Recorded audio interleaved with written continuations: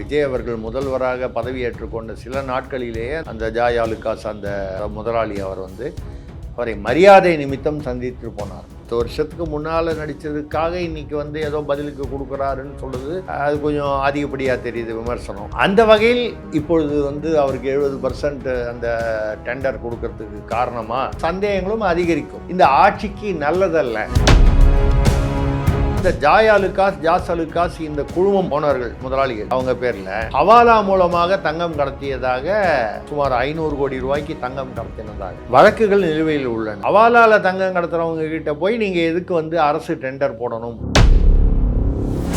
விவசாயிகள் பால் உற்பத்தியாளர் என்ன கேட்குறாங்கன்னா, எங்களுக்கு கொடுக்கறதுக்கு காசு இல்லை, எம்எல்ஏ கொடுக்கறதுக்கு காசு இருக்கான்னு கேட்குறாங்க. நிர்மல்குமார் செந்தில் பாலாஜியை குறிப்பிட்டு பேசும்போது உதயநிதி அவர்கள் எதிர்கட்சி தலைவர் சங்கி அமைச்சர் அவர் உடனே இவர் பாணியில் சொல்ல போக டிடிஆர் நிர்மல்குமார் அவர்கள் கக்கூசில் 3 மணி நேரம் உட்கார்ந்திருந்த உதயநிதி அவர்கள் பேசி வைத்து கொண்டு சட்டமன்றத்தில் 3 மணி நேரம் கக்கூசில் அதுக்கு தான் பார்த்தீங்கன்னா வலைதளத்திலலாம் அதாவது 3 மணி நேரம் அவர் கக்கூசில் இருந்தாருன்னா அவர் இல்லை அந்த சமயத்தில் இவர் வழக்கறிஞர்களை காண்டாக்ட் பண்ணுவோம். காலையில் நான் 7 மணிக்கே நான் அங்கே தான் பேப்பர் படிச்சுட்டு இருந்தேன் அப்படிலாம் எதிர்கட்சி தலைவர் உதயநிதி பேசிகிட்டு இருக்காரு. திமுக ஆட்சிக்கு வந்த பிறகுதான் அரசியல்வாதிகள் துண்டு போடுவது இந்த திராவிட முன்னேற்ற கழகத்துடைய பழக்கம் தான். அதுக்கு முன்னால காமராஜர் கூட துண்டு போட்டாரு, ஆனா ஒரு சின்ன டவல் போட்டிருப்பாரு. நீங்க பாத்தீங்கன்னா அரசியல்வாதினாலே இப்படிதான் ஒரு ப்ரொஃபைல் கிரியேட் பண்ணது திமுக தான். இன்னைக்கு இந்த எம்எல்ஏக்களுக்கு 1 லட்சம் ரூபாய் கூட கொடுத்து அதே மாதிரி அவர்களுக்கு காரும் கொடுத்தீங்கன்னா கிட்டத்தட்ட அந்த பட்ஜெட் மொத்தமாக பார்த்தீங்கன்னா ஏதோ 100 கோடிகள். இந்த 100 கோடிகளுக்கு பதிலாக அவங்க சௌமியா அன்புமணி அவர்கள் பாமக அந்த காசு பூரா நெல் கோடவுன் கட்டி கொடுத்துருங்க. அரசு செலவில் மக்கள் வரி பணத்தில் இல்லாமல் தாவேகாவுடைய பணத்தில் வாங்கி கொடுத்துருக்காங்க. மெரிபா பன்னீர் சோடா, ஐ ட்ரஸ்ட் மெரிபா. ஆச்சி மசாலா, எந்த சமையலும் ருசி தேடும் ரகசியம் 20 ரூபாய். ரிஃப்ளெக்ட் நேயர்களுக்கு வணக்கம். இன்று நம்மோடு இணைந்திருக்கிறார் மூத்த பத்திரிகையாளர் திரு திருசதி சுந்தரராமன் அவர்கள். சார் வணக்கம். வணக்கம் ராபின், சொல்லுங்க சார். எப்படி இருக்கீங்க சார்? நல்லா இருக்கேன் சார். சட்டமன்றம் நாளுக்கு நாள் சூடு பிடிச்சிட்டே இருக்கு. அந்த நேரத்தில் சட்டமன்றத்தில் அதாவது சங்க இலக்கியங்கள் பேசிய சட்டமன்றத்தில் இன்னைக்கு கொழாடி சண்டை போல மாற்றி மாற்றி சண்டை போட்டுக்கிறத நம்ம பார்க்குறோம். ஒருவருக்கு ஒருவர் தாக்கிக்கிட்டு அதை அவை குறிப்பிலேருந்து நீக்கினாலும் அது சோசியல் மீடியாவில் ட்ரெண்ட் ஆகிறதும் பெரிய பேசுபொருளாக மாறி இருக்கு. எப்படி பார்க்குறீங்க சட்டமன்ற நிகழ்வுகள் எல்லாத்தையும்? இல்லை, நீங்கள் ஒரு பக்கம் ஒரே சட்டமன்றம் சூடாடிச்சு கொதிக்குது, எரியுது, பற்றி எரியுது அப்படிலாம் நீங்கள் சொல்கிறீங்க. நான் பார்க்கும்போது பார்த்தா எல்லாம் ஜாலியாக ஒரே ஆட்டம் பாட்டம் கொண்டாட்டமாக இருக்குது. கொடுத்ததெல்லாம் கொடுத்தான், அவன் யாருக்காக கொடுத்தான்னு ஒரு அம்மா பாடினாங்க. எம்எல்ஏ 234 எம்எல்ஏக்கும் கார் கொடுக்குறேன்னு சொன்னாங்க. அதுக்கப்புறம் அது மாறிக்கிட்டே இருக்குது. என்ன மாறிக்கிட்டு இருக்குன்னா, உடனே இவங்க பொதுவான விமர்சனம், விவசாயிக்கு நெல் கிடங்க கூட இல்லை, விவசாயிகளே கேட்டிருக்காங்க. பால் விலை உயர்த்தணும்னு அதாவது பால் உற்பத்தியாளர்கள் கேட்டபோது 3 ரூபாய் உயர்த்தி கொடுத்துருக்காரு. அவங்க கேட்டது 7 ரூபாய் 8 ரூபாயோ உயர்த்தி கேட்டிருக்காங்க. பால் விலை 31 ரூபா கேட்குறாங்க அவங்க. அதாவது அரசு வாங்கும் விலையே 31 ரூபா கேட்குறாங்க. இப்போது அந்த மாதிரி ஏதோ அதாவது ஒரு பாக்கெட் பால் 31 ரூபா கேட்குறாங்க. இப்போ விற்கும் விலையே 22. அப்போ அதை விட வாங்கும் விலை கம்மியாக தான் இருக்கணும். அப்போ 1 லிட்டர்னு வரும்போது நீங்கள் அதை டபுள் ஆக்கிக்கணும். ஏன்னா ஒரு பாக்கெட்னு 6 லிட்டர். அப்போ அந்த பால் விலையில் 3 ரூபா உயர்த்தி இப்போ கொடுத்துருக்காங்க, அரசு ஏற்றுக்கொண்டு இருக்கிறது. அப்போ விவசாயிகள் சங்க கூட்டமைப்பிலிருந்து நேத்தன்மார் ஒருத்தர் கேட்டிருக்காரு, எம்எல்ஏ எல்லாருக்கும் எவ்வளோ லட்சம் கொடுத்து எவ்வளோ கோடி செலவு பண்ணி கார் கொடுக்குறீங்க, மாதம் 1 லட்சம் இந்த 75,000 ரூபா இதுக்காக உதவியாளருக்காக, அப்புறம் 25,000 ரூபா இதுக்காக, இது அதாவது காரு டிரைவர் மெயின்டெனன்ஸுக்கு 75,000 ரூபா, உதவியாளருக்கு 25, எல்லாம் சேர்த்து 1 லட்ச ரூபா அதிகமாக. அது சேர்த்தா இப்போ ஒரு எம்எல்ஏக்கு 2 லட்சம் ரூபாய்க்கு மேலே வருது. ஏற்கனவே 1,05,000 ரூபாயோ என்னமோ வந்தது. இப்போது கிட்டத்தட்ட டபுள் ஆகிடுச்சு ஒரு எம்எல்ஏக்கு. இப்போ 234 எம்எல்ஏ எவ்வளவு கோடி செலவாகுது? இத்தனை கார் வாங்கும்போது முதல்ல இவங்க சொன்னது நாங்கள் எல்லா எம்எல்ஏக்குன்னு தான் சொன்னாங்க. அப்படியா இருந்தால் 234 காரு. அதில் வேறு டெஸ்ட் ட்ரைவ்லாம் பண்ணாங்க, மஹிந்திராலேருந்து வேறு மாடல்லாம் கூப்பிட்டு. விவசாயிகள் பால் உற்பத்தியாளர் என்ன கேட்குறாங்கன்னா, எங்களுக்கு கொடுக்கறதுக்கு காசு இல்லை, எம்எல்ஏ கொடுக்கறதுக்கு காசு இருக்கான்னு கேட்குறாங்க. இது விவசாயிகள் கேட்பாங்க, பால் உற்பத்தியாளர்கள் கேட்பாங்க, செவிலியர்கள் கேட்பாங்க, தூய்மை பணியாளர்கள் கேட்பாங்க, எல்லாரும் தான் கேட்பாங்க. எம்எல்ஏக்களுக்கு கொடுக்குறோன்னா இருக்கிற காசு பத்தாதா, ரெண்டாவது அவங்க எல்லாம் சைடில் வசூல் பண்ணது பொதுவாக நம்ம தாவேக்கான்னு சொல்லலை. அரசியல்வாதிகள் என்றாலே எம்எல்ஏ ஆனால் சைடில் சம்பாதிப்பாங்க அப்படிங்கிறது நம்ம அவங்களோட சொத்துக்கள்லாம் பார்த்தா தெரியுது. ஏற்கனவே உள்ள எம்எல்ஏக்கள் திமுக, அதிமுக, மற்ற கட்சிகள் உள்ள எம்எல்ஏக்களாக இருக்கிறவங்க பேர்லலாம் உள்ள எந்த கட்சியில் இருந்தாலும் ஏற்கனவே எம்எல்ஏவாக இருந்தவங்க பேர்லலாம் உள்ள சொத்து குவிப்பு வழக்கு, ஊழல் வழக்கு வச்சாலே தெரியுது இல்லை சைடில் சம்பாத்தியமா இல்லை சம்பளத்தில் சேர்த்ததான்னு. அந்த வகையில் பார்த்தீங்கன்னா ஒரு பக்கம் அந்தம்மா பாடினாங்க, நிதியமைச்சர் மரிய வில்சன் வந்து கருணை இருந்தால் அந்த பாட்டு, அந்த எம்ஜிஆர் படம் பாட்டுன்னு நினைக்கிறேன், அது வள்ளல் ஆகலாம், அது அது அது வந்து பாடினார். இதே கார் விஷயத்துக்கு தான். அது வேற ஒரு கான்டெக்ஸ்டில் வந்து சபாநாயகரே வந்து மணப்பாறை மாடு கட்டி மயவரம் ஏறு பூட்டி அப்படின்னு அந்த பழைய பாட்டை பாடினார். இப்படி ஒரே வலைதளத்தில் வந்து பாட்டுக்கு பாட்டு அப்படின்னு சொல்லி நம்ம பழைய இலங்கை ஒரு அப்துல் ஹமீத் பாட்டுக்கு பாட்டு நடத்துவார் அந்த காலத்தில். ம என்ற எழுத்தில் முடிந்திருக்கிறது, இப்பொழுது உங்களுடைய முறை அப்படின்னு சொல்லி அதே பாட சொல்லுவார். மால ஆரம்பிக்கிற ஒரு பாடல், அவன் லா என்ற எழுத்தில் முடிந்திருக்கிறது, இதில் பாடுங்க அப்படின்னு சொல்லி இது பாட்டுக்கு பாட்டுன்னு ஒரு நிகழ்ச்சி அப்போ வந்து சூப்பர் ஹிட்டாக ஓடி இருந்துச்சு. அதுவும் அப்துல் ஹமீத் அவருடைய தமிழ் வந்து மிக மிக அப்படியே ரசிக்கக்கூடிய தமிழ். இலங்கை வானொலியில் இருந்துட்டு அப்புறம் எங்கள் தமிழ்நாட்டில் வந்து அதை கட் பண்ணி எடிட் பண்ணி போட்டு ஒன்று பார்த்தேன், பாட்டுக்கு பாட்டுன்னு. அவர் வந்து ஓ அருமையோ அருமை அப்படின்னு அவர் அன்றைக்கி சொன்னதெல்லாம் எடிட் பண்ணி போட்டு பிரமாதமாக வந்திருக்கு. இப்போ அதாவது ஸ்டுடியோ வச்சுருக்கிறவங்க, சேனல் வச்சுருக்கிறவங்கலாம் தாண்டி அவங்கவுங்க வீட்லேயே எடிட் பண்ணுறாங்க பாருங்க, அது பிரமாதமாக இருக்குது. அதுக்காக ஸ்டுடியோ சேனலை கம்மியாக சொல்லலை, அந்த அளவுக்கு வந்து டெக்னாலஜி வந்து அருமையாக முன்னேறி இருக்குது.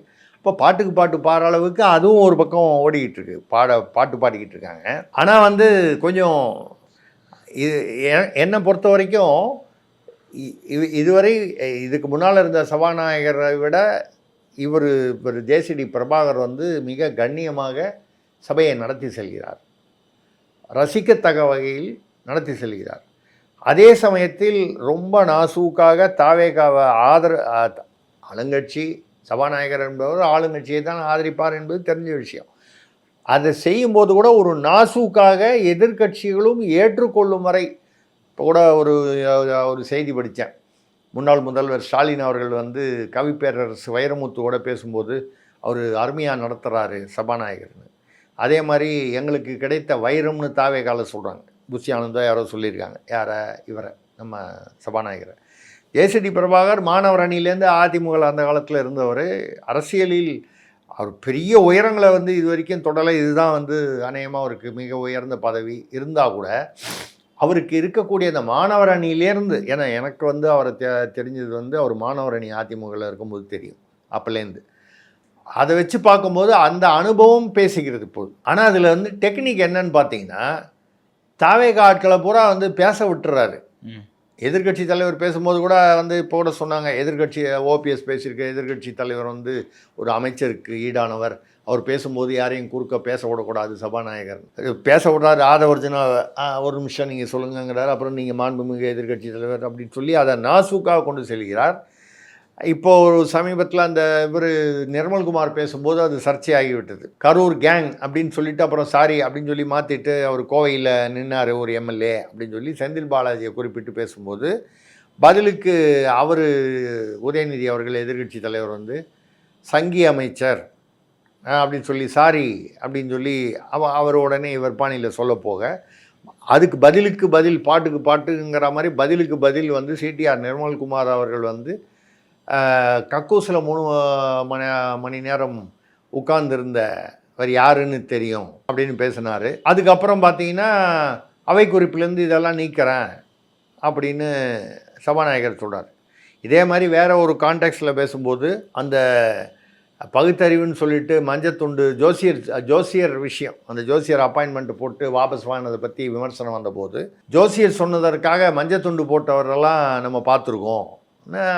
அவர் கலைஞரை மீன் பண்ணி தான் சொல்கிறாருங்கிறது எல்லாருக்கும் தெரியும். அதில் ஒரு கேள்வி வேறு இருக்குது சார், அவர் உண்மையிலேயே ஜோசியர் சொல்லி தான் போட்டாரா, அவர் ஏதோ விளக்கம் கொடுத்து ஒரு புத்தகத்தில் எழுதியிருக்கிறதாவும் இப்போ ட்ரெண்ட் ஆயிட்டு இருக்கு. இல்லைங்க, இது அவங்கவுங்க தான் உண்மையை சொல்லணும்.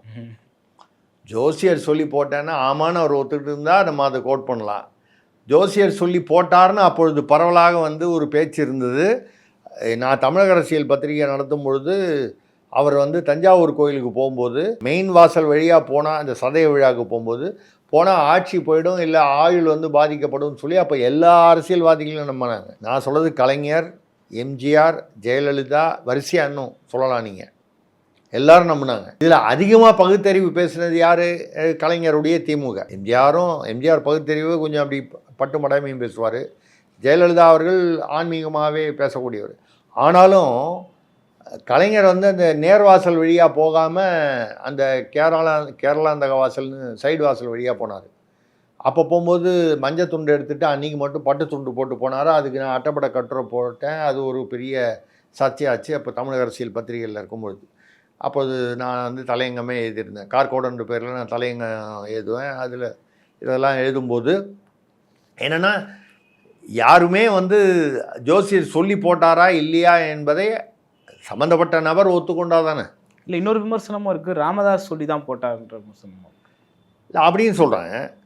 ராமதாஸ் சொன்னால் அவர் போடணுமான்ற ஒரு கேள்வி இருக்குது. அது ராமதாஸ் வந்து மஞ்சள் துண்டு போடுங்கன்னா சப்போஸ் அவர் நீல துண்டு போட சொன்னால் போட்டிருப்பாரா? என்ன ராமதாஸ் சொல்றதை கேட்கணும்னு அவருக்கு என்ன ஏதாவது? இன்னொரு அவரே தன்னிலை விளக்கமாக கையில் ஏதோ தோள்பட்டையில் ஏதோ வீக்கம் இருக்குது, அது ஆப்ரேஷன் பண்ணியிருக்காங்க, அதனால் அங்கே கட்டாயமாக ஒரு துண்டு போடணுன்றது நெருக்கடியாக இருக்குது, அதனால் வந்து மஞ்சள் துண்டு போட்டிருந்தோம். திமுக ஆட்சிக்கு வந்த பிறகு தான், அதாவது 1967 இல்லை அதுக்கு முன்னால் வந்து எதிர்கட்சியாக இருந்தாங்க. அந்த ட்ரெண்டில் தான் வந்து இந்த துண்டு போடுவது, அரசியல்வாதிகள் துண்டு போடுவது, நான் சொல்கிற துண்டு தோள் மேலே போடுற துண்டு. ஓகே, துண்டு போடுவதுன்னா வேற அர்த்தம் எடுத்துக்காதீங்க. அங்கே துண்டு போட மாட்டாங்க, அரசியல்வாதிகள் வேட்டியே போட்டுருவாங்க. நான் சொல்கிறது வேற, அது ஊழல் விஷயத்துலையோ மற்ற விஷயத்துலையோ பொதுவாக சொல்கிறேன். இப்போ துண்டு போடுவது என்பது வந்து பார்த்தீங்கன்னா இந்த திராவிட முன்னேற்ற கழகத்துடைய பழக்கம்தான். அதுக்கு முன்னால் காமராஜர் கூட துண்டு போட்டார், ஆனால் ஒரு சின்ன டவல் போட்டிருப்பார், நீங்கள் பார்த்தீங்கன்னா அதுவும் துண்டு தான். பட் இப்படி ஒரு நீளமான துண்டு போட்டு அந்த அரசியல்வாதினாலே இப்படி தான் ஒரு ப்ரொஃபைல் கிரியேட் பண்ணது திமுக தான். அப்போ வந்து அந்த சாதாரண துண்டை திடீரென்று ஏதோ ஒரு காரணத்திற்காக கலைஞர் ஒரு குறிப்பிட்ட காலகட்டத்தில் மஞ்சள் துண்டாக மாற்றினார். அது பச்சை துண்டா தோளில் போட்டால் தோல்வலி வராதா? நீங்கள் சொல்கிறது தோளில் ஏதோ வலிச்சுது அதனால் போட்டார்னா, இப்போ நம்ம வந்து ஏன் துண்டு போட்டார்னா மஞ்சள் துண்டு போட்டது. அது கூட நான் என்ன சொல்கிறேன்னா அவருடைய விருப்பம் தான் சொல்கிறேன். இப்போ நீங்கள் வந்து நான் கூட வேறு சில நிகழ்வுகளில் சொல்லியிருக்கேன். எம்ஜிஆருக்கு வந்து பார்த்தீங்கன்னா அவருடைய தலை எங்கிட்ட புகைப்படங்களே நிறைய பேர்கிட்ட இருக்கும், எங்கிட்டையும் இருக்குது. அவர் அந்த தொப்பி இல்லாத அவருடைய புகைப்படம் ரொம்ப அபூர்வமான புகைப்படம். அவ்வளோ சீக்கிரம் வெளியில் வராது, 1-2 தான் வெளியில் அந்த மாதிரி ஏதோ ஒரு சூழ்நிலையில் இருக்குது. ஃபுல்லாக வழுக்க. அதுக்காக அவர் என்ன பண்ணார், ஒரு புஷ்குள்ளா ஒன்று வச்சுக்கிட்டார், அவர் கூலிங் கிளாஸ் போட்டுக்கிட்டார். கலைஞர் அவர்களுக்கும் அதோ கொஞ்சம் கண் பார்வையில் பிரச்சனைகள் இருந்ததாக சொல்கிறாங்க, அதனால் கண் ஆப்ரேஷன்லாம் கூட பண்ணிக்கிட்டார். அவரும் கருப்பு கண்ணாடி போட்டார். இன்னொன்று அவங்களாம் வந்து கருப்பு கண்ணாடி போடுறது அரசியல்வாதிகள் ஒரு எதுன்னா அவங்க யாரை பார்க்குறாங்கங்கிறத மற்றவங்களுக்கு தெரியாது. பட் எல்லாரையும் வந்து சுற்றி இருக்கிறவங்கள கவனிக்கணுன்றது ஒரு தலைவர் பதவியில் இருக்கிறவங்களுடைய அவசியம். அது அப்போ கருணாநிதி அவர்கள் ஒரு மஞ்சள் துண்டு போட்டார், அவருக்கு ஒரு ப்ரொஃபைல் அப்படின்னு சொல்கிற மாதிரி. அதுக்கப்புறம் அந்த ஸ்டாலின் ஐயா அவர்கள் வந்து தலையில் அவருக்கும் வந்து முடி கொட்டி போச்சு. அது ஒன்றும் பெரிய தப்பு இல்லை, வயசான முடி ஒன்று கொட்டும் இல்லை நரைக்கும் இல்லை ஏதோ ஒன்று. அவர் வந்து விக் வச்சுருந்தார், எல்லாருக்கும் தெரியும். அது கூட சொன்னாங்க 1.25 கோடி ரூபா அந்த விக்குன்னு. அது எவ்வளவு நமக்கு தெரியல, ஏதோ ஒரு விக்கு. இப்பொழுதைய மாண்புமிகு முதல்வர் விஜய் அவர்கள் ஹீரோவாக இருக்கும்பொழுதே அவர் விக்கு தான் வைத்து கொண்டிருக்கு. அவர் வைத்து கொண்டிருந்தது விக்கு தாங்கிறது பல பேருக்கு தெரியும், திரைத்துறையில் தெரியும், மக்களிடையும் ஓரளவுக்கு தெரியும். இப்போ அதே தான் தொடர்றாரு. இதில் வந்து அதனால் வந்து இது சரியாக சரியில்லையான்னு சொல்லுது, அது அவர்களுடைய தனிப்பட்ட விருப்பம் அப்படிங்கிற முறையில். இப்போ பெண்கள் வந்து நிறைய பேர் சொல்லுவாங்க, பெண் அரசியல்வாதிகள் வராங்க, பெண் நடிகைகள் வராங்க. இப்போ நடிகைகள் வராங்கன்னா நம்ம திரும்ப பெண்களே கொண்டு ரசித்து பேசுவாங்க.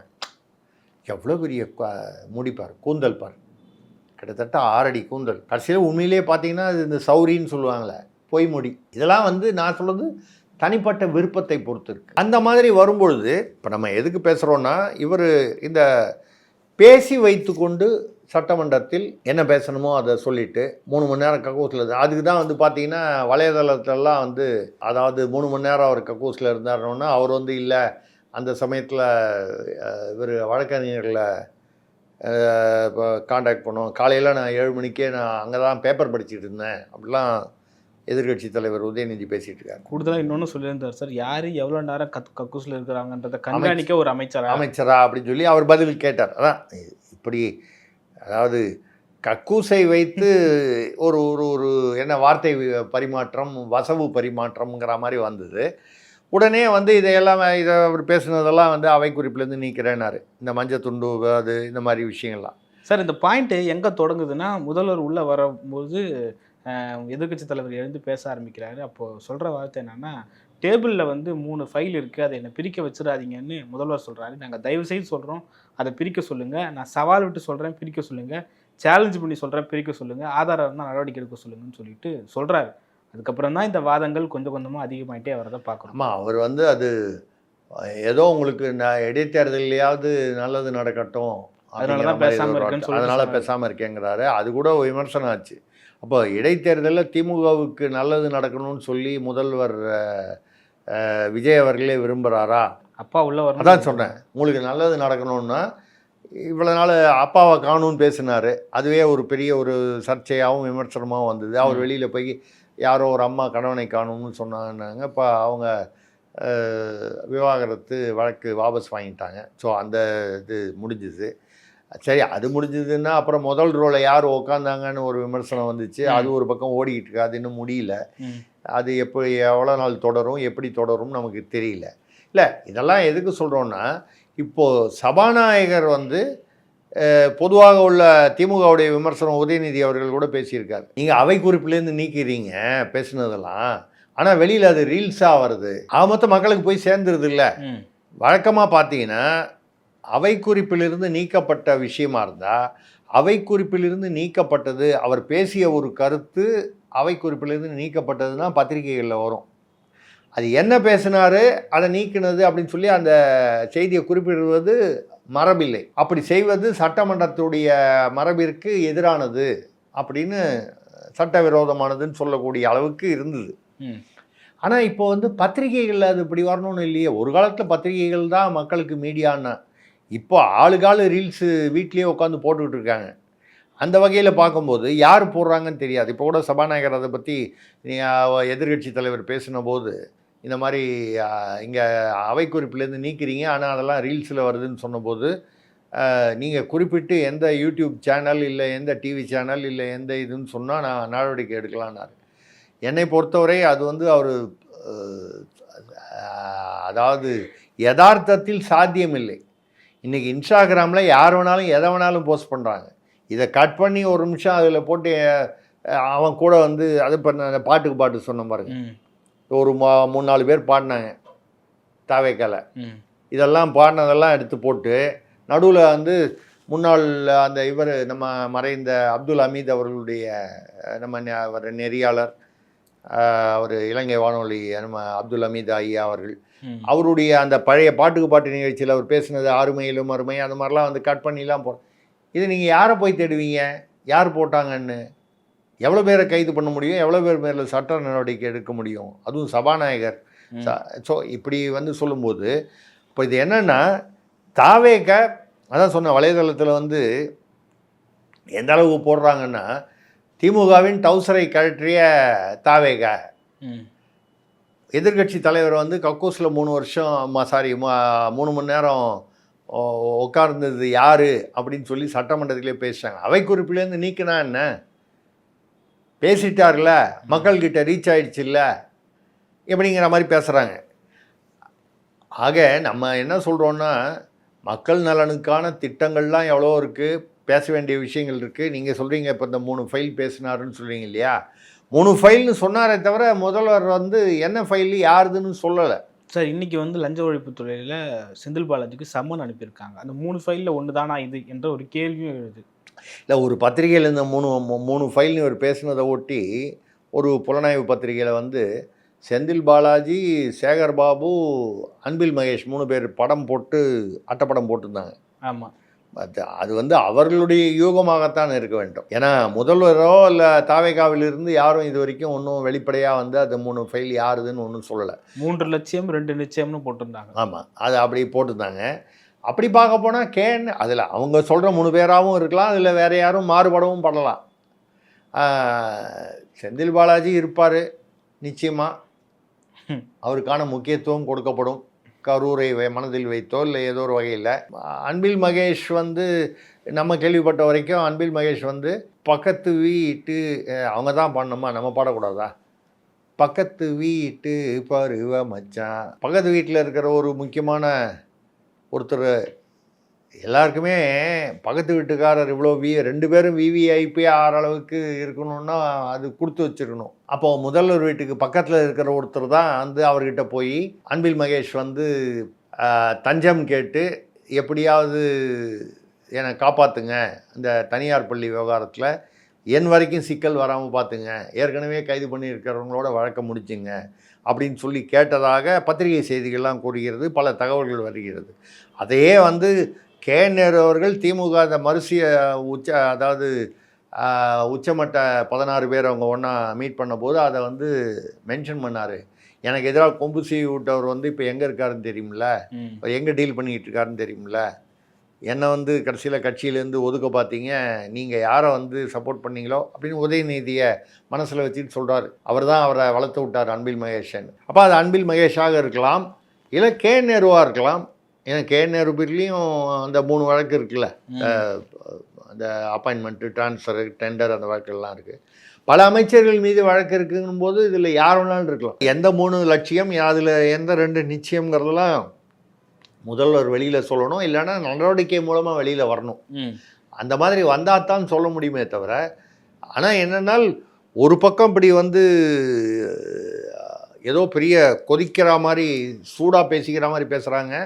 ஆனால் முதல்வரை பாராட்டும் பொழுது நடுவில் ஏதோ ஒரு எம்எல்ஏ பேசும்போது முதல்வர் அவர்களே வந்து ஒரு சிட்டு எழுதி சபாநாயகர்கிட்ட கொடுத்து என்னை அதிகமாக புகழ வேண்டாம், சப்ஜெக்டை மட்டும் பேச சொல்லுங்கள், யாரோ ஒரு அமைச்சர் என்னை புகழ வேண்டாம் என்று அப்படின்னு சொல்லி சிட்டு எழுதி கொடுத்ததா சபாநாயகர் வந்து அதை அறிவிச்சார்.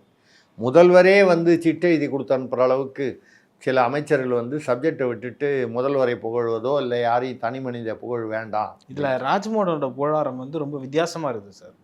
என்ன பண்ணுறாரு? வித்தியாசமான வார்த்தைகளை வச்சு தமிழை விளையாடி போகிறாரு சார். இல்லை, அவர் ராஜ்மோகன் அவர்கள் வந்து ஒரு துணை நடிகர், ஒரு பத்திரிகையாளரும் கூட, பார்ட் டைம் ஜேர்னலிஸ்ட்னு சொல்லலாம். மாதிரி வரும்போது ரெண்டாவது தாவேகாவில் இன்று வந்து ஓரளவுக்கு தமிழ் நன்றாக பேசக்கூடியவர்களில் அவரும் ஒருவர், ஒரு சிலரில் அவர் ஒருவர். அதனால் வந்து அவர் தனக்கென ஒரு பாணி வைத்து முதல்வரை வந்து வித்தியாசமாக, கிட்டத்தட்ட அந்த பாணி பார்த்திங்கன்னா திராவிட பாணியில் இருக்குது. என்ன திராவிட பாணியிலன்னா, அவங்க தான் திமுகவில் தான் அதை ஆரம்பித்து விட்டாங்க. இதயத்தின் துடிப்பே, துடிப்பின் இதயமே அப்படின்னு பார்க்கறதுக்கு பயங்கர ரைமிங்காக இருக்கும், போஸ்டே ஒட்டியிருப்பாங்க. அது என்ன இதயத்தின் துடிப்பே, அது கரெக்டு புரியுது, துடிப்பின் இதயமே புரியாது, ஆனால் பார்க்கறதுக்கு சூப்பராக இருக்கும், ரைமிங்காக இருக்கும், அட்ராக்ட் ஆகும் மக்களுக்கு, பாரியா அப்படின்னு. இந்த மாதிரி நிறைய போடுவாங்க. அதை ஆரம்பித்து வச்சது திமுக தான், அதிலிருந்து அதிமுகவுக்கு வந்துச்சு. ராஜ்மோகன் கிட்டத்தட்ட ஏறத்தாழ அந்த மாதிரி ஒரு ரைமிங்லலாம் தான் வந்து கொஞ்சம் வித்தியாசமாக. நீங்கள் என்ன வந்து ராஜ்மோகனை நம்ம வந்து ஒரு விஷயம் பாராட்டணுன்னா, தாவேகால நிறைய பேர் தமிழ் படிக்கவே அமைச்சர்கள் வந்து தடுமாறுறாரு. நிதியமைச்சர் கூட நான் அப்படி தான் என்னை மாற்றிக்க முடியாதுன்னு சொல்லி கோவப்பட்டார். முதல் நாள் ரொம்பவே கோவப்பட்டு மைக்கெல்லாம் அப்படி பிடிச்சி தள்ளினார். அப்படி தான் நான் பேசுவேன் தமிழ், எனக்கு அவ்வளோதான் வரும், எனக்கு எப்படி பேச தெரியுமோ அப்படி தான் நான் பேசுவேன்னாரு. அதனால் ராஜ்மோகன் அவர்களுக்கு ஓரளவுக்கு நன்றாக தமிழ் பேசக்கூடியவர்கள் நிர்மல்குமார் அவர்கள், ராஜ்மோகன் அவர்கள், ஓரளவுக்கு ஆதவர்ஜனாவும் இந்த லிஸ்ட்டில் கொலோக்கியலாக, அதாவது கொஞ்சம் இதுவாக சாதாரண யதார்த்தமாக பேசுகிறாரு. புஷி ஆனந்த் அவர்கள் கொஞ்சம் ஒரு ஸ்லாங் வித்தியாசமாக இருந்தாலும் பரவாயில்லை.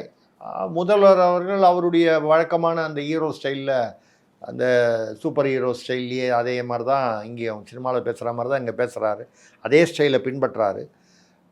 அந்த மாதிரி சில அமைச்சர்கள் ஓரளவுக்கு தமிழ் பரவாயில்ல, பல அமைச்சர்கள் வந்து தமிழிலும் பயிற்சி வேண்டி இருக்கிறது. அரசியல் மட்டும் இல்லாமல் தமிழிலும் பயிற்சி வேண்டியிருக்கிறது. ஆனால் என்னென்னா இப்போ நடக்கிறது ஒன்று பாட்டுக்கு பாட்டு நடக்குது முதல்வரை. ஏன்னா இந்த கார் வாங்கி கொடுக்குறதுல திமுகவில் வந்து எங்களுக்கு தேவையில்லை, கார் இருப்பவர்கள் நாங்கள் ஏற்றுக்கொள்ள மாட்டோம்னு சொல்லிட்டாங்க. ஆதவ அர்ஜுனாவே மறுபடியும் திருத்தம் கொடுக்குற மாதிரி என்ன சொல்லிட்டாரு தாவேகா சார்பில், ஏற்கனவே கார் இருப்பவர்கள் நாங்கள் வந்து அப்ளை பண்ண மாட்டோம், கேட்க மாட்டோம், கார் இல்லாதவர்களுக்கு தான் இப்படி அது சொல்லிட்டாரு. கார் இல்லாதவர்கள்னா ஏன்னா அது என்ன வந்துருச்சுன்னா வலைதளத்தில் வந்து எம்எல்ஏவா சபரி ஏதோ அவர் வந்து என்ன சொன்னார்னா காரே இல்லாமல் ஆட்டோவில் வரேன்னுலாம் சொன்னார். கடைசியில் வேட்பு மனுவில் பார்த்தாலே அவர் வந்து ஏதோ ஒரு கார் இருக்குதுன்னு போட்டிருக்காரு. அது மட்டும் இல்லாமல் அவர் விதவிதமான கார்களோடு முன்னால் நிற்கிற மாதிரி பென்ஸு BMW கார் முன்னால் நின்று போஸ் கொடுத்ததுனால அவருடைய கார் நம்ம சொல்ல முடியாது சார். பரப்புரைக்கெலாம் வந்து டிஃபெண்டர் காரில் தான் வந்தார் சார். அதான் சொல்கிறேன். வேற ஒருத்தர் வந்து தேர்தல் போதே ஒருத்தர் வேட்பாளர் எம்எல்ஏ ஆனார். அவர் சொன்னார், நான் பஸ்ஸில் தான் வரேன், காலில் செருப்பு கூட போட்டுக்காமல் போய் ஓட்டு கேட்கும்போது காலில் செருப்பு கூட போய் போட்டுக்கிறது இல்லை. தேவிக்குப்பம் எம்எல்ஏ சார். ஆமாம் பேசினார். ஆமாம். அப்புறம் பார்த்தா இதில் தேர்தல் போதுக்கு முன்னால் ஒரு மாதத்துக்கு முன்னால் அவர் வளைய வந்ததே ஃபோர்டு எண்டவர், ரெட் கலரில் ஒரு ஃபோர்டு எண்டவரில் தான் வந்தார். ஆனால் வந்து எனக்கு கார் இல்லை, நான் பஸ்ஸில் தான் வந்தேன், செருப்பு இல்லாமல் வந்தேன், இதெல்லாம் வந்து ஆட்டோவில் தான் வர்றேன், எனக்கு கார் இல்லை. என்னை பொறுத்தவரை உண்மையாகவே வந்து இன்றைக்கி இந்த எம்எல்ஏக்களுக்கு வந்து 1 லட்சம் ரூபாய் கூட கொடுத்து அதே மாதிரி அவர்களுக்கு காரும் கொடுத்தீங்கன்னா கிட்டத்தட்ட அந்த பட்ஜெட்டு மொத்தமாக பார்த்தீங்கன்னா ஏதோ 1780 கோடின்னு சொல்கிறாங்க. மொத்தம் 100 கோடிகள். ஒரு காலம் அந்த கோடி கணக்கில் வித்தியாசம் இருந்தால் கூட இந்த 100 கோடிகளுக்கு பதிலாக அவங்க சௌமியா அன்புமணி அவர்கள் வந்து பாமக எங்களுக்கு கார் வேணாம், பாமகக்கு அந்த காசு பூரா வந்து நெல் கோடவுன் கட்டி கொடுத்துருங்க அந்தந்த தொகுதியில், அந்த எம்எல்ஏவுடைய தொகுதியில். ரொம்ப நியாயமான ஒரு கருத்தாக தெரியுது. பிரேமலதா கூட இந்த செலவுக்கு நீங்கள் வந்து விவசாய கடனை தள்ளுபடி பண்ணிருக்கலான்ற மாதிரி சொன்னாங்க. அதுதானே விவசாயிகள் அதானே கேட்குறாங்க. பால் உற்பத்தியாளர்கள் அதே தான் பேசணுமே போன தடவை. அதனால் வந்து இந்த 234 பேருக்கும் கார் கொடுக்கறதுன்னு இதுவே வந்து தாவேகால நிறைய பேர் புதிதாக அரசியலுக்கு வந்து கார் கூட இல்லாமல் இருக்கிறார்கள் என்பது உண்மையாக இருக்கலாம். அவளுக்கு பேசாமல் அரசு செலவில் மக்கள் வரி பணத்தில் இல்லாமல் தாவேகாவுடைய பணத்தில் வாங்கி கொடுத்துருக்கலாம். நீங்கள் என்ன சார் அவங்க இப்போ தான் ஆட்சியில் வந்திருக்காங்க, கட்சியில் பணம் இருக்குமான்னா எல்லாரும் என்ன கேள்வி கேட்பாங்க, விஜய் வந்து இவ்வளோ வருஷம் நடிகராக சம்பாதிச்சாரு, ஆதவ அர்ஜுனா மார்ட்டின் குடும்பத்தில் இருந்து வந்தவர், அவர் இவ்வளோ சம்பாதிச்சிருக்காரு, இப்போ அவர்களிடம் பணம் இல்லையா? தேர்தலின் போது அவர்களுக்கு வந்து வெளிநாட்டிலிருந்துலாம் பணம் வந்ததாக சொல்லப்படுகிறதே, நம்பப்படுகிறதே. ஏதோ சில 1000 கோடிகள்னு சொல்கிறாங்க, அது உண்மையாக இல்லையா நமக்கு தெரியாது. ஆக கட்சிக்குன்னு ஏதோ ஒரு பணம் இருக்கும், அந்த கட்சியிலேருந்து எடுத்து கொடுக்கலாம். கரூரில் இறந்து போன 41 பேருக்கு 20 லட்ச ரூபா கட்சியிலேருந்து தானே கொடுத்தாங்க. அப்போ கட்சியில் நிதி ஏதோ ஒன்று இருந்தது இல்லை. இப்போவும் என்ன சொல்கிறாங்க, அவர் நாம் தமிழர் கட்சி தலைவர் சீமான் சொல்கிறார், அவருடைய புள்ளி விவரம் சரியா என்று நமக்கு தெரியவில்லை, 234 பேரில் 194 பேர்ட்டையும் நம்ம கார் இருக்குங்கிறார். இப்போ 40 பேர்ட்டே இல்லைன்னு தோராயமாக அவர் சொல்கிற கணக்கு கரெக்டாக இருந்தால் 40 பேர்ட்டே இல்லை. கரூரில் 41 பேருக்கு உயிரிழந்தவங்களுக்கு 20 லட்சம் கட்சியில் பணம் இருந்தது. நம்ம வந்து உயிரிழப்புக்கும் இதுக்கும் ஒப்பிடல. இப்போ என்ன ஒரு மஹிந்திரா காரு எந்த விதமான காராக இருந்தாலும் என்ன 20 லட்சத்துக்கு மேலே ஆகிட போகுது, ஒரு 15-20 லட்ச ரூபா ஆக போகுது. பேசாமல் அந்த கட்சியிலேருந்து கொடுத்துட்டு போயிடலாமே. ஓகே, இந்த ஒரு விமர்சனமே அவசியம் இல்லாமல் போயிருக்கும் என்பது தான் நம்மளுடைய ஒரு தங்க மோதிரம், தாய்மாமன் சீர் தங்க மோதிரம்னு சொல்லிட்டு தாவேகா அரசனோட ஒரு திட்டமாக இருக்குது. அந்த திட்டத்துக்கு ஜாஸ் ஆலுகாஸ் அந்த நிறுவனத்துக்கிட்ட கொடுத்துருக்காங்க. இது ஒரு பெரிய விமர்சனமாக மாறி இருக்குது. அதாவது விஜய் அந்த நிறுவனத்தில் கிட்டத்தட்ட ஒரு 10 ஆண்டுகளுக்கு முன்னாடி ஒரு ஆட்ல நடிச்சிருக்காரு. அது மட்டும் இல்லாமல் அந்த நிறுவனம் ஒரு கிறிஸ்தவ நிறுவனம் அப்படின்னு ஒரு பேசுபொருளாக மாறி இருக்கு. இப்படி பார்க்குறீங்க சார்? இல்லை, அது அந்த அந்த விமர்சனத்தில் ஒரு கூடுதல் தகவல் என்னன்னு பார்த்தீங்கன்னா, விஜய் அவர்கள் முதல்வராக பதவி ஏற்றுக்கொண்ட சில நாட்களிலேயே அந்த ஜாய் ஆலுகாஸ் அந்த அதோடைய சேர்மன் அதாவது முதலாளி அவர் வந்து அவரை மரியாதை நிமித்தம் சந்தித்து போனார். இதெல்லாம் முன்னாடியே பிளான் பண்ணி சந்திச்சது. மரியாதை நிமித்தம் சந்தித்திருக்கிறார்.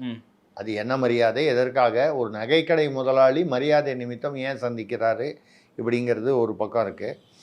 இன்னொன்று வந்து பார்த்திங்கன்னா, இப்போ வந்து அவங்க டெண்டர்னு சொல்லி ஏதோ டெண்டர் போட்ட மாதிரி காமிச்சு மொத்த ஆர்டரில் 4,41,000 மோதிரமோ என்னமோ ஆர்டர் பண்ணதாக சொல்கிறாங்க.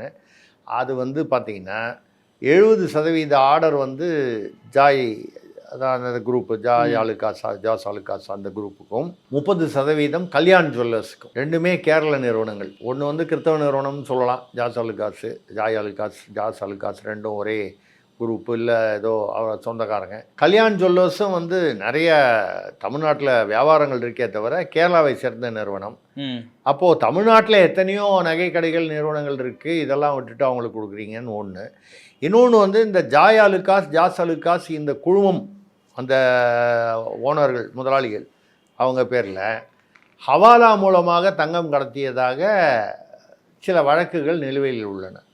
சுமார் 500 கோடி ரூபாய்க்கு தங்கம் கடத்தினதாக வழக்குகள் நிலுவையில் உள்ளன. ஹவாலாவில் தங்கம் கடத்துறவங்க கிட்ட போய் நீங்கள் எதுக்கு வந்து அரசு டெண்டர் போடணும் அப்படிங்கிற ஒரு விமர்சனம் எழுந்திருக்கு. விமர்சனம் நியாயமாக தெரிகிறது. நம்ம வந்து அதை கிறிஸ்தவ இஸ்லாமியன்னா நாளைக்கு வந்து ஒரு கடையோட முதலாளி வந்து என்ன ஜாதின்னு பார்த்தோ என்ன மதம்னு பார்த்தோ ஒரு ஆர்டர் கொடுக்கறதுன்றது அது அப்படி நம்ம அதை பகுத்து ஆராய்வது என்னை பொறுத்த வரைக்கும் வேண்டாத வேலை. அவர் கிறிஸ்தவராகவே இருந்தாலும் தவறில்லை. அதே சமயம் அது நியாயமான முறையில் நடந்திருக்கிறதா என்பது தான் முக்கியம். நேர்மையான முறையில் நடந்திருக்கிறதா. ஓகே, அது கிறிஸ்தவராக இருந்தால் என்ன, இஸ்லாமியராக இருந்தால் என்ன, இந்துவாக இருந்தால் என்ன, எந்த ஜாதியாக இருந்தால் என்ன. ஆனால் இவ்வளவு விமர்சனங்களுக்கு வரக்கூடிய காரணம் ஒன்று, அவர் 10 வருஷத்துக்கு முன்னால் நடிச்சிருக்கார். 10 வருஷத்துக்கு முன்னால் நடித்ததுக்காக இன்றைக்கி வந்து ஏதோ பதிலுக்கு கொடுக்குறாருன்னு சொல்லுது, அது கொஞ்சம் அதிகப்படியாக தெரியுது விமர்சனம். அதே சமயத்தில் ஒரு கால் அவருக்கு வந்து பழக்கமானவராக இருக்கலாம்.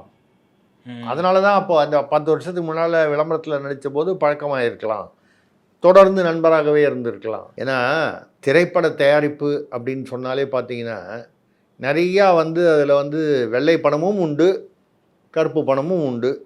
கருப்பு பணம் இல்லாமல் பெரிய அளவுக்கு சினிமா இருக்காது. இந்த சின்ன பட்ஜெட் சினிமாலாம் பார்த்தீங்கன்னா அவன் கடை வாங்கி அப்படி இப்படி எடுப்பான்.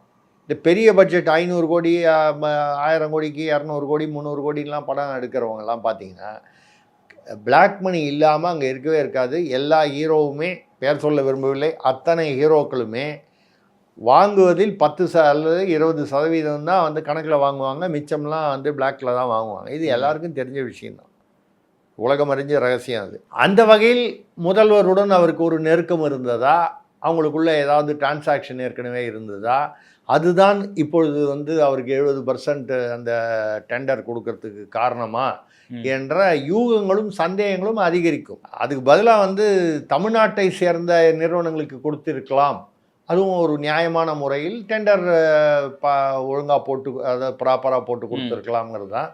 இது ஏற்கனவே இது வந்து கிறிஸ்தவ அரசுங்கிற விமர்சனம் அதிகமாக இருக்கும்பொழுது டெண்டர் கொடுப்பது கூட கிறிஸ்தவர்களுக்கு தான் கொடுக்குறாரு.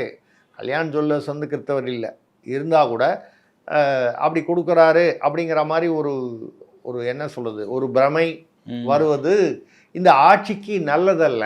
நீங்கள் பனைமரத்துக்கு நின்றுட்டு பால் குடித்தா கூட கல்லுன்னு சொல்கிறதுக்கான வாய்ப்பு இருக்குது அப்படிங்கிற அர்த்தத்தில் தான் நம்ம சொல்கிறோம். இறுதியாக ஒரு சின்ன நல்ல விஷயத்தையும் சொல்லிடணும். நம்ம அதிமுகவில் இருக்கிற நத்தம் விஸ்வநாதன் அவர்கள், அவர் ஒரு நத்தத்தில் ஒரு காலேஜ் வச்சுருக்காரு.